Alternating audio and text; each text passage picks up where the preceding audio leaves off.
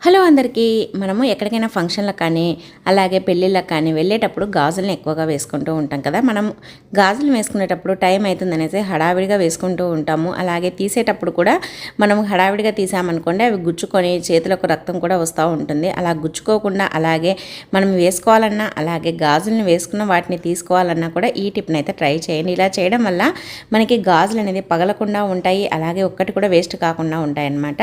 ఇలా ఒక కవర్ని అయితే చేతికి తొడగండి. ఇలా తొడిగేసేసి తర్వాత ఇలా తీసామనుకోండి, చూడండి ఎంత బాగా వస్తాయో.